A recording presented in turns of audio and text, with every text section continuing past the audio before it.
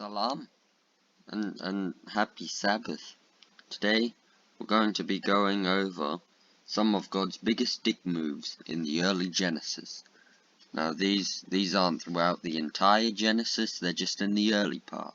I was gonna spread them out a bit further, but then I figured out God has really condensed his inner mean self within the first few chapters. Anyway, just quick disclaimer, I'm not picking on the Abrahamic religions. I know there's a lot of people, a lot of my followers are followers of the Abrahamic beliefs, but I'm not picking on them. I'm just doing this for fun. Anyway, let's get started. Alright, to start this list on God being a bit of a dog, we're going to be looking over Cain. Now, if you don't know who Cain is, he makes a quick appearance in chapter 4 of the Genesis. He's the son of Adam and Eve, the first two humans, and basically his life is crap.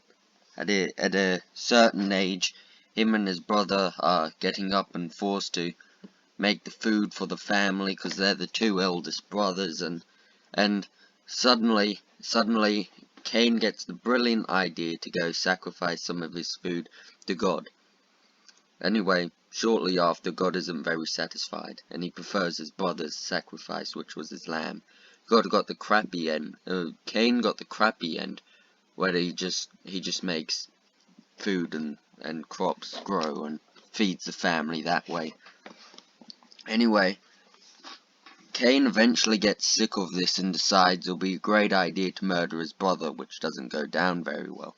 Cain becomes the first murderer, and God makes his life miserable by literally making him walk the earth for all eternity, and he can't grow any crops, which he seems to abnormally have some sort of fetish for, and he can't die either, so he's just a vagabond of the planet.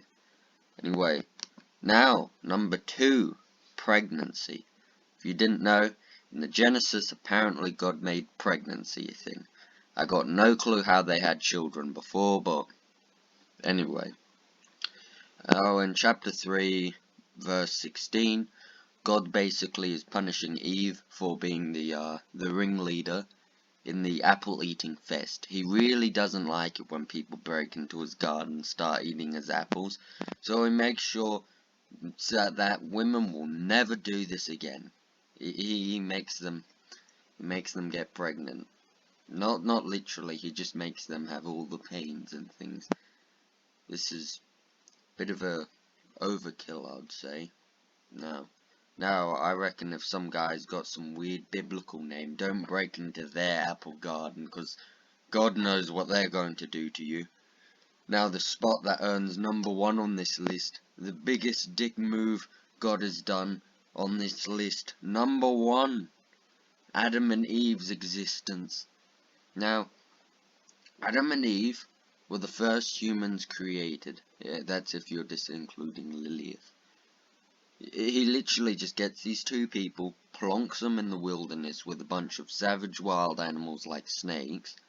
He gives them no food, no shelter, no clothes, no sense of smart, and he calls it paradise. Now, that ain't communism, I don't know what is. Now, these people seem to make a bit of a life for themselves, enjoying it until they find God's apple tree one day. Now, this tree has a rather weird name, and God tells them, don't eat the apples, but some weird talking snake tells them to. And after they eat the apple, God goes a bit nuts and throws them out of the garden, and basically they're living in a ravaged wasteland for the rest of their lives. But I don't know if they enjoyed it. God knows.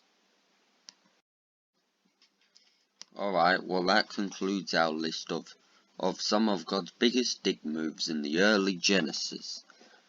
If you like this video, consider giving me a like. I'll very much appreciate it. This is a new video idea. Actually, I'm doing some editing, though I haven't done it yet, but you're gonna notice there's some flashy things where it actually goes back and forth from this picture, and actually put some pretty pictures in the background like this not so biblically accurate angel.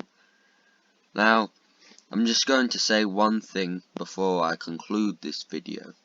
If you're thinking God's a really nice guy doing all these spectacular things and giving us his son, well, just remember that's him in the New Testament. The Old Testament God is very different. Shabbat shalom.